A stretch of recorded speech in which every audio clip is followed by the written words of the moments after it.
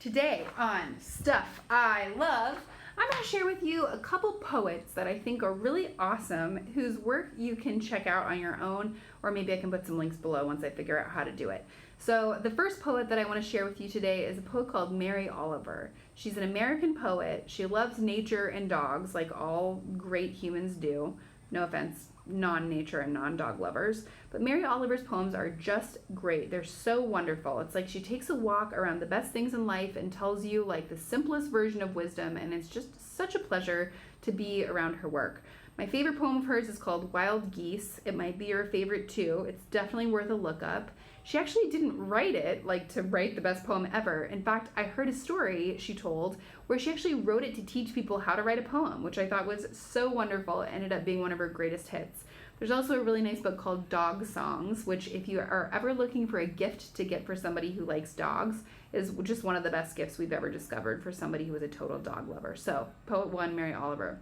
Poets 2 and 3 are, Poet 2 is Rumi, is his name, R-U-M-I. He's an ancient Persian poet, I believe, and there's a lot of translations of his work. Rumi's work is just so freaking great. There's a good one about chickpeas.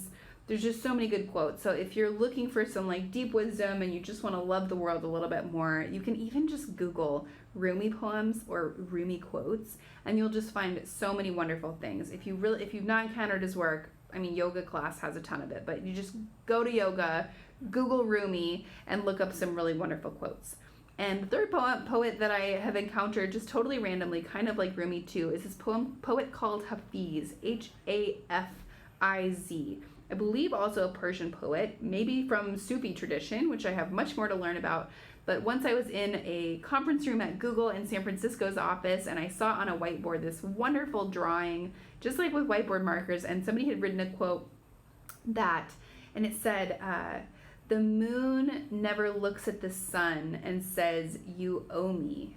Look what happens with a love like that. It lights the whole sky. And I just like looked at this whiteboard and I thought that's like one of the most wonderful things that I've ever heard in my whole life. So if you've not done the obligatory Google search for poems by Hafiz, I think you might really enjoy him. So I think you should just check that out and see if it's a lot of fun for you as it has been for me. I'll see if I can add some links below over time. And if you have favorite poets that I should check out, please add them in the comments below or send me a note. It would be such a wonderful treasure. See you next time.